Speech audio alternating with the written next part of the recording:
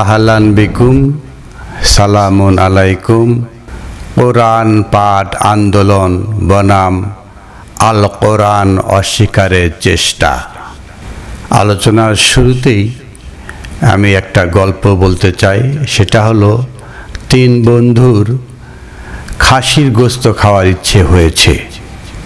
এক বন্ধু বলল যে ওই পাড়ার কদমালি একটা খাসি বেচবে, কিন্তু তিন বন্ধুর কারোর কাছে টাকা নেই। তো তিনজন একটা ফোন দিয়ে যেভাবেই হোক কদমালির খাসিটা তাদের চাই। তখন তারা রাস্তার তিন জায়গায় তিনজন দাঁড়িয়ে রইল।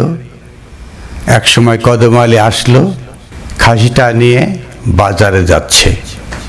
প্রথম বন্ধু বলল, কিরে ভাই কদমালি, তুমি তো একটা কুকুরের গলায় দড়ি লাগিয়ে বাজারে যাচ্ছ, ঘটনাটা কি?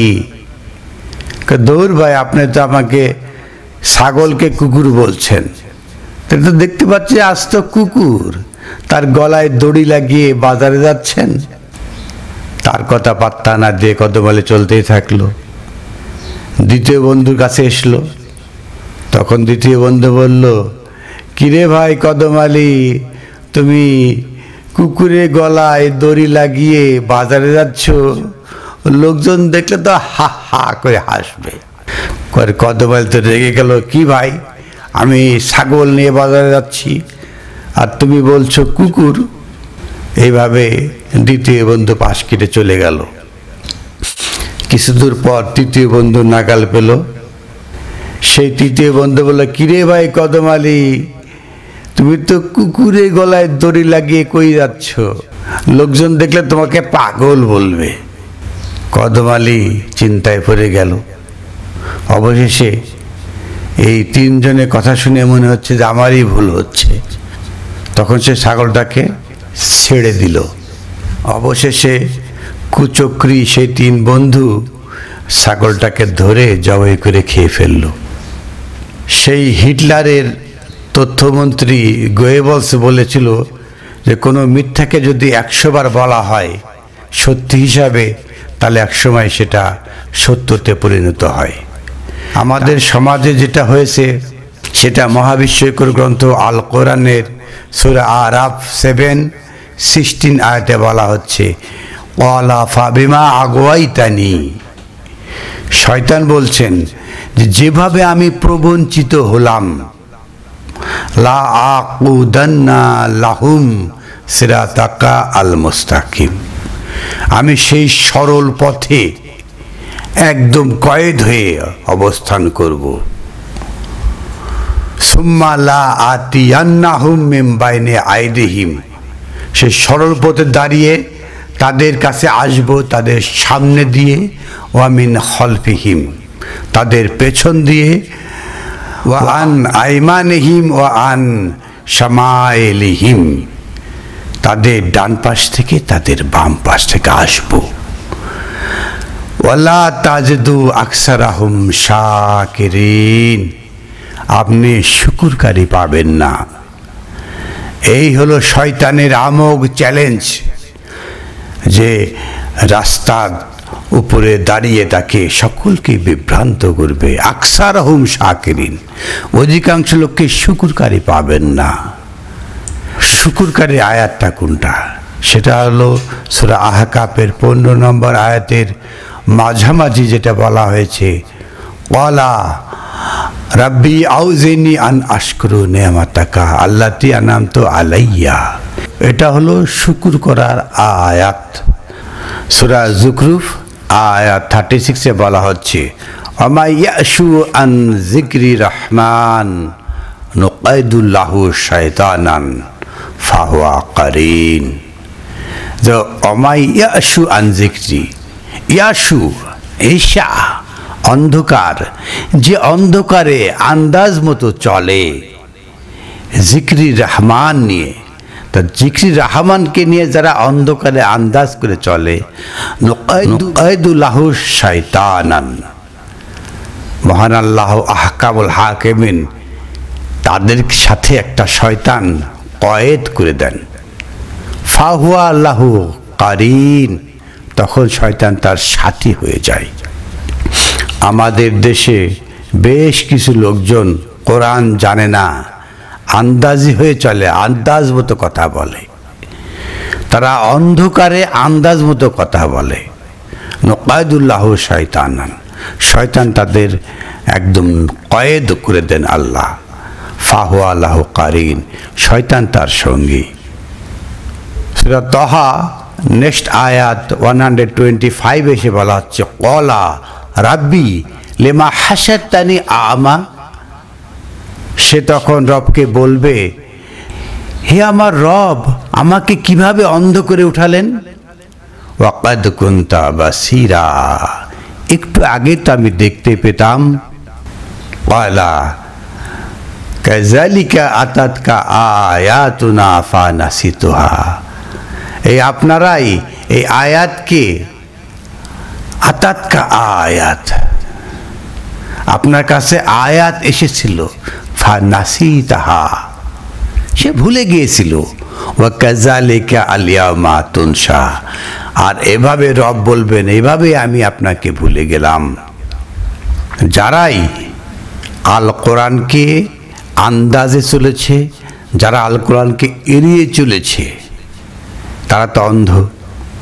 সূরা আল ইমরানের 103 আয়াতে বলা হচ্ছে, ওয়াতাসিমু বিহাবলিল্লাহি জামিয়া, ওয়াতাসিমু, আপনারা নিজেদেরকে রক্ষা করুন, বিহাবলিল্লাহি, আল্লাহর সেই জ্ঞান দ্বারা। আল কোরআনে আল্লাহর জ্ঞান রয়েছে, বিহাবলিল্লাহি, এই হাবলিল্লাহ আল কোরআনের জ্ঞানে, আল্লাহর জ্ঞানে, জামিয়া, একত্রভাবে। ওয়ালা তাফাররাকু, আপনারা বিচ্ছিন্ন হবেন না। এই যে বিচ্ছিন্ন হওয়াটা, বিচ্ছিন্ন হওয়ার কোনো সুযোগ নেই। সবাই একত্রে আল্লাহর জ্ঞান আহরণে নিবৃত্ত হতে হবে। ওয়াজকুরু নি'মাতাল্লাহি আলাইকুম ইন কুনতুম আ'দা, আর স্মরণ করুন সেই নিয়ামতের কথা যখন আপনারা পরস্পরে ছিলেন শত্রু। ফাআল্লাফা বাইনা কুলুবিকুম, অতঃপর আপনাদেরকে তিনি একত্রিত করেছেন, পরস্পরের মধ্যে ভ্রাতৃত্ব সৃষ্টি করেছেন। ফাআসবাহতুম বিনি'মাতিহি ইখওয়ানা, এখন এক নতুন ভোর, নিয়ামতের নতুন ভোর, পরস্পরে ভাই ভাই। এইখানে কোনো পার্থক্য করা যাবে না, এইখানে কোনো তাফরিক করার সুযোগ নেই, কোনো দল করার সুযোগ নেই।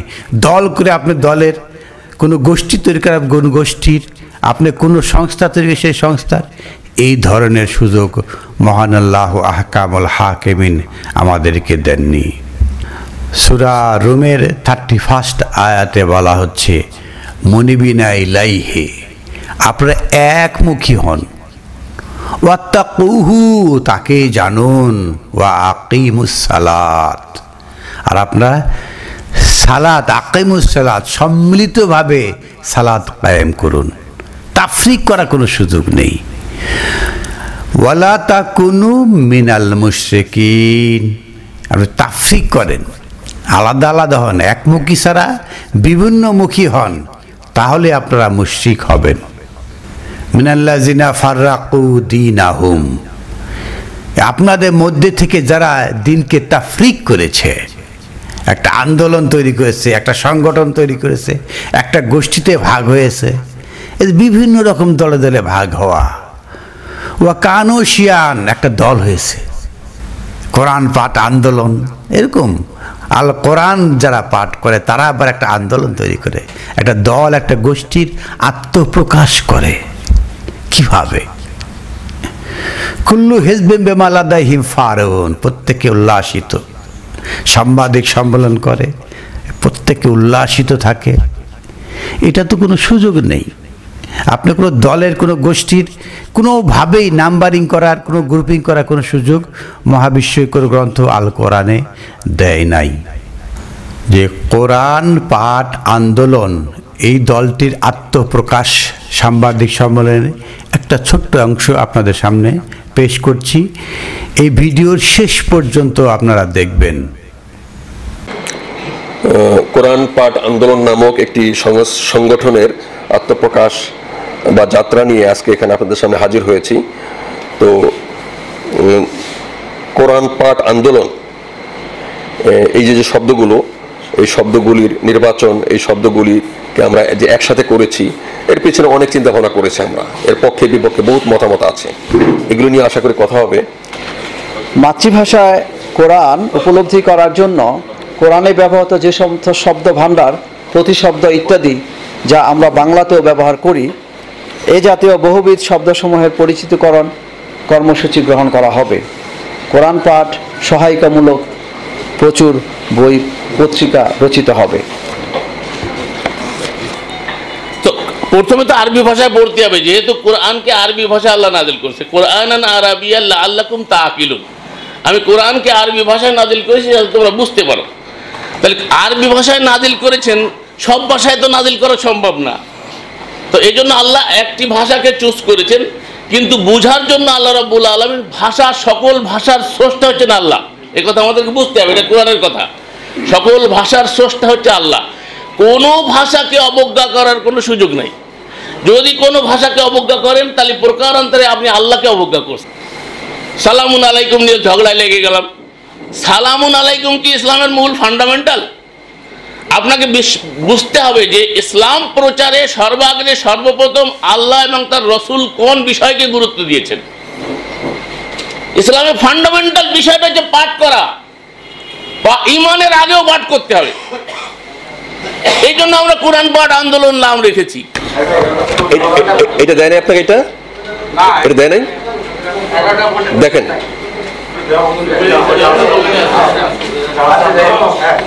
নাম্বার 1 হলো যে আল্লাহ বলছে সূরা আনামের 159 নম্বর আয়াতে বলে দিনের ফাতরা কুলকি নাই, যার দিনকে তাফরিক করবে, দলে করবে।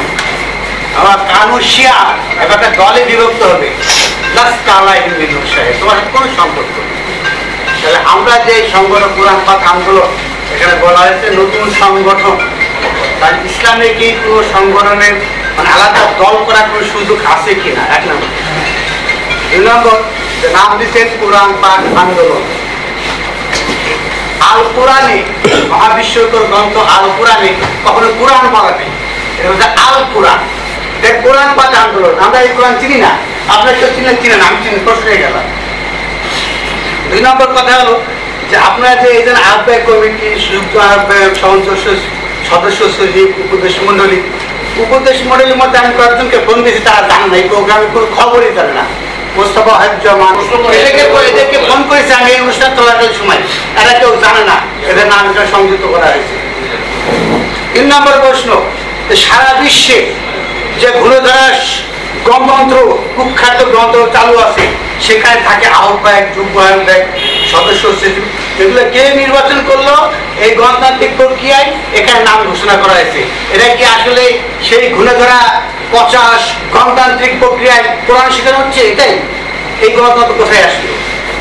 4 নম্বর প্রশ্ন হলো, যে সমস্ত বাক স্বাধীনতার কথা বলা হয়েছে, আমি এখানকার লোক, সবাইকে সে বাক স্বাধীনতা দেওয়া হয়েছে? দেওয়া হয় নাই। এই বাক স্বাধীনতার কথা বলে বাক্যে, অন্যান্য বাক্যে বন্ধ করার চেষ্টা করা হয়েছে। 5 নম্বর প্রশ্ন হলো যে আপনি যে 11টা পয়েন্ট বলছেন, এই 11টা সম্পূর্ণ আপনার তৈরি করা, সামান্য কিছু কোরআন থেকে নিয়েছেন, বাদ বাকিগুলো নিজেরা তৈরি করেছেন। এগুলো কোরআনের আয়াত দিয়ে রেফারেন্স দিয়ে বলা হয়নি। তাহলে কিভাবে আপনারা কোরআন কথা বলছেন, কোরআন পাঠ বলছেন, কিন্তু বলতেছেন কোরআনের বাইরে থেকে? এটা কেমন হবে পসিবল? ধন্যবাদ। আচ্ছা, আপনি অনেকগুলি প্রশ্ন করেছেন। আপনার শেষের দিকের প্রশ্ন হচ্ছে যে বাক স্বাধীনতা বলছেন, যে বাক স্বাধীনতার কথা বললাম কিন্তু বাক স্বাধীনতা দিলাম না। বাক স্বাধীনতা না দিলে তো আপনি এই কথাগুলো বলতে পারতেন না, তাই না?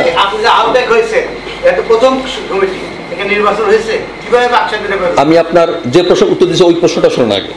আপনি শেষে বলছেন, আমি শেষের প্রশ্ন থেকে আসতেছি, যে বাক স্বাধীনতা। তো বাক স্বাধীনতা নিয়ে আপনি আক্রমণ করলেন যে, বা আপনি প্রশ্ন করলেন যে বাক স্বাধীনতা দেওয়া হচ্ছে। বাক স্বাধীনতা দিয়েছি বলেই তো আপনি প্রশ্ন করতে পারলেন। কিন্তু আমাদের আজকের এই সাংবাদিক সম্মেলন উপলক্ষে যেহেতু এটা কোনো আলোচনা অনুষ্ঠান না, এটা একটা পরিমিত নির্দিষ্ট প্রোগ্রাম। এখানে আমরা যে কাউকে চাইলেই এখন পিছন থেকে ডেকে এনে বসতে পারবো না, এটা হয় না, এটা ঠিক আছে, এটা কমন সেন্সের বিষয়।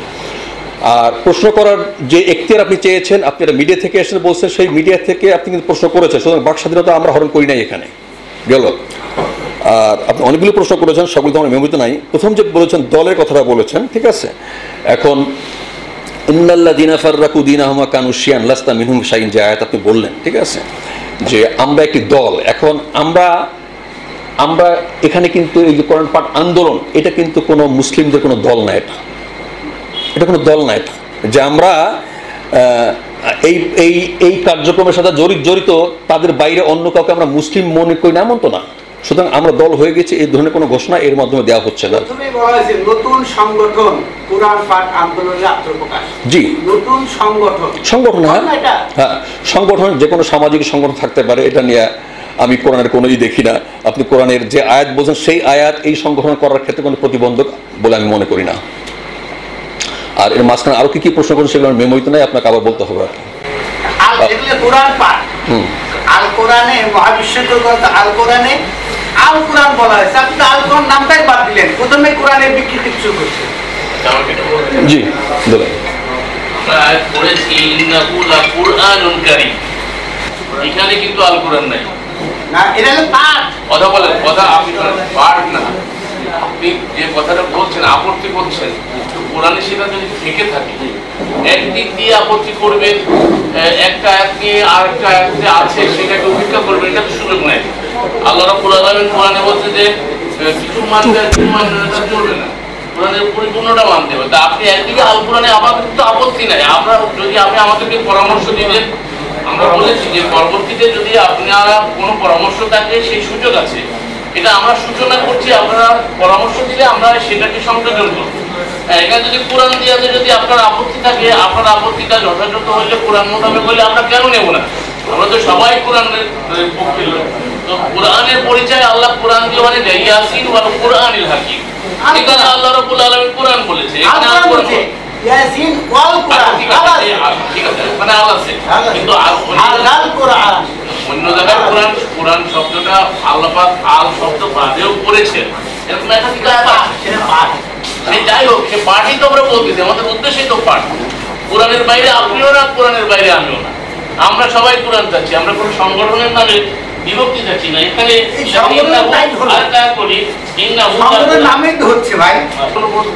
ওনার আরেকটা প্রশ্ন জবাব আমি দিয়ে নেই, ওই যে উপদেষ্টা মন্ডলের ব্যাপার যেটা বলছেন, যে আপনি এখান থেকে ফোন করেছেন, এখানে যাদের নাম আছে, এদের প্রত্যেকের কাছে আমি আমাদের এই কার্যক্রমের উপদেষ্টা হিসেবে তাদেরকে রেখেছি, এটা আমি তাদেরকে অবগত করেছি, ঠিক আছে, এবং বলেছি যদি আপনার আপত্তি থাকে তাহলে আমি নাম কেটে দেবো বা এখনো জানাতে পারেন। সুতরাং এই নাম যেটা উচ্চারিত হয়েছে, যদি পরবর্তীতে তাদের কেউ বলে যে না আমি এই সংগঠন নাই, ঠিক আছে, আমরা বিনয়ের সঙ্গে নাম উজ্জ্ব করবো আর কি। সুতরাং এটা কোনো সমস্যা বলে আমি মনে করি না। আমি এমন লোকে পেয়েছি যে বলেছে যে আমার নাম কোনো করা হয় নাই, বলাও হয় নাই, অথচ আমার নাম এখানে সংযুক্ত করা হয়েছে। আমি বললাম আপনার নাম বলে এখানে সংযুক্ত, আমাকে ফোনও করা হয় নাই, কিছু বলা হয় নাই, অথচ আমার নাম লেখা দেওয়া হয়। কে সেটা? নাম বলেন, তার নামটা বলেন। নাম হলো মনির মাহাদি। মনির মাহাদি, আচ্ছা আচ্ছা, মনির মাহাদি সাহেবের সাথে এটা নিয়ে আমার যোগাযোগ হয়েছে, তিনি আপনার এই কথা তিনি বলেছেন কিনা আমি তার সঙ্গে যাচাই করে জানাবো ইনশাল্লাহ। যদি তিনি আপত্তি থাকে আমি দুঃখ প্রকাশ করবো তার কাছে, ঠিক আছে, এবং তার নাম উইথড্র করা হবে ইনশাল্লাহ।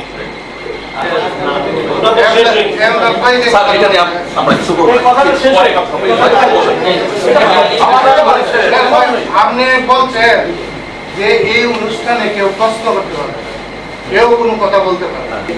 সূরা বাকারা আয়াত ৮২-তে বলা হয়েছে, যারা এই হাতে গ্রন্থ লেখে তাদের ধ্বংস ওই হাত। আমরা তো এখানে যে প্রথমে যে আলোচনা করা হয়েছে সেখানে বলা হয়েছে আমরা বিভিন্ন লেখা প্রকাশ করছি, এবং এখানে আমাদের হাতে হাতে বিভিন্ন লেখা দেওয়া হয়েছে। আল্লাহ বলছে ওই হাত ধ্বংস হয়ে নিজে হাতে কিছু লেখে। আচ্ছা, এটা জবাব এভাবে জানে কেন?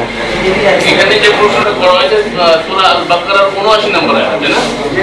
এই হাতে কিতাব রচনা করে হাযা মিন ইনদিল্লাহ বলে, এটা আল্লাহর পক্ষ থেকে। তো নিজে কোনো কিছু লিখে আল্লাহর নামে চালানোর কোনো অধিকার কোরআনে নাই। ঠিক আছে, এখন এইটা যে তুমি বলেন যে এটা নিজে লেখা আল্লাহর নামে কালাম লেখা, আমরা এটা কি আল্লাহর কিতাব বলতে বা কোরআন পাঠ লিখছেন না, কোরআন পাঠ লিখছেন এখানে। আরে ভাই কোরআন পাঠ আন্দোলন এখানে কোরআনে কিছু আছে, এখানে কোরআনে কিছু আছে, এখানে কোরআন আয়াতের উদ্ধৃতি দিয়া ওই আয়াত এখানে এলাকা আছে, আমরা কোরআন পাঠ দেখি কোরআন আয়াত, এদিন আর কোরআন পাঠ কোরআন আয়াত, এখানে কোরআন আয়াত দেখলেন কোরআন পাঠ আন্দোলন কোরআনের কথা বলবেন। কোরআন একটা ওয়ার্ড কোরআনের নাই। আপনি কি প্রশ্ন করছেন, আমি উত্তর দিচ্ছি, বসেন। আমরা সামান্য সামান্য জিনিসকে কিন্তু আপনি কোরআনের যে বহিঃপ্রকাশ আছে, তাদের বহিঃপ্রকাশ একটা আয়াতের যে বহিঃপ্রকাশ আছে সেটা কি আপনি ওই আয়াত হতে হবে? এটা কোথায় আছে? সেটা আয়াত হতে হবে এমন কিছু না, আয়াতের আলোকে হতে হবে, আয়াতের লাইটে হতে হবে। আপনি কি এখন যুগ সমস্যার সমাধান যে দিবেন? আপনি যদি বলেন যে কোরআনটা এটা লিখিত রূপ, এটা লিখিত রূপ, এটা তো মানুষ লিখেছে, এটা প্রিন্ট হয়েছে, এটা আল্লাহর নামে চালানো হয়েছে। আমাকে যে কোনো এক বড় বৈঠকে একজনে বলছিল, মুরাদ ভাই এটাই ধরে এই কোরআনটা ধরে বলছে, উদাহরণ দিচ্ছি, সে বলছে যে এই কোরআনটা যে আল্লাহ হেফাজত করেছেন, এটা যে আল্লাহর কিতাব, আমি বিশ্বাস করেন, আমি বলছি না। কোরআনের যে বহিঃপ্রকাশ আছে, তাদের বহিঃপ্রকাশ একটা আয়াতের যে বহিঃপ্রকাশ আছে সেটা কি আপনি ওই আয়াত হতে হবে? এটা কোথায় আছে? সেটা আয়াত হতে হবে এমন কিছু না, আয়াতের আলোকে হতে হবে, আয়াতের লাইটে হতে হবে। আপনি কি এখন যুগ সমস্যার সমাধান যে দিবেন? আপনি যদি বলেন যে কোরআনটা এটা লিখিত রূপ, এটা লিখিত রূপ, এটা তো মানুষ লিখেছে, এটা প্রিন্ট হয়েছে, এটা আল্লাহর নামে চালানো হয়েছে।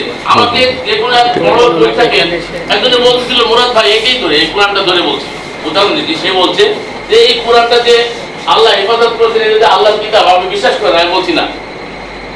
সে তো হতভম্ব হয়ে গেছে, অডিয়েন্স পুরো হতভম্ব হয়ে গেছে। হতভম্ব হওয়ার কথা, কোরআনকে আমি বলছি আল্লাহ হেফাজত করেন এটা। তো আমি বলছি দেখেন কোরআনের টেক্সটের হেফাজত করেছেন আল্লাহ।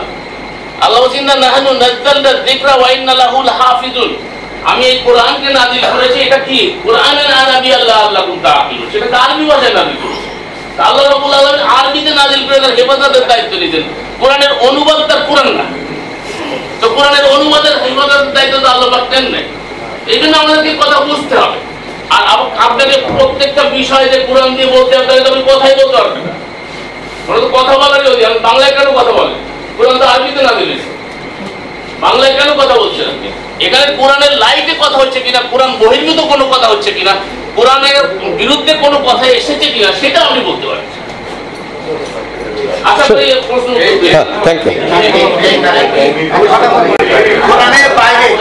কোরআনের বাইরে কথা বললে সে কোরআনের বিরুদ্ধে কথা।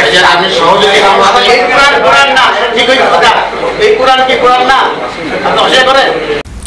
অথচ সূরা সাজদা 24 নম্বর আয়াতে বলা হচ্ছে ওয়া জাআলনা মিনহুম আইম্মাতান ইয়াহদুনা বিআমরিনা,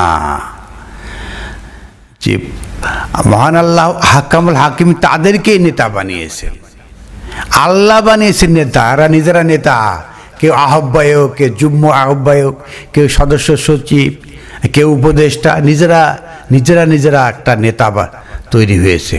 অথবা জাআলনা, নেতা আল্লাহ বানান, মিনহুম তাদের মধ্যে থেকে, আইম্মাতান নেতা বানান, ইয়াহদুনা বিআমরিনা তারা মানুষকে ডাকে আল কোরআন থেকে। তারা আল কোরআন থেকে ডাকতে চায় না, বলছে আল কোরআনের বাইরে কোরআনের আলোকে কথা বলতে চাই।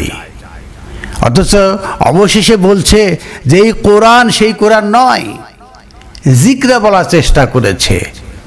তো এখানে বিআমরিনা লাম্মা সাবারু, তাদের তো ধৈর্যই ছিল না, ওয়া কানু বিআয়াতিনা ইয়াকিনুন, তারা আয়াতকে গবেষণা করে চিন্তা ভাবনা করে বিশ্বাস করেনি।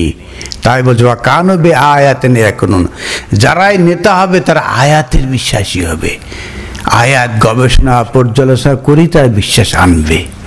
অথবা বলছে না কোরআনের আলোকে, এত কোরআন বলে, আল কোরআনের আলোকে বলে না, কোরআনের আলোকে তারা একটা নিজেরা বানিয়ে ফেলবে।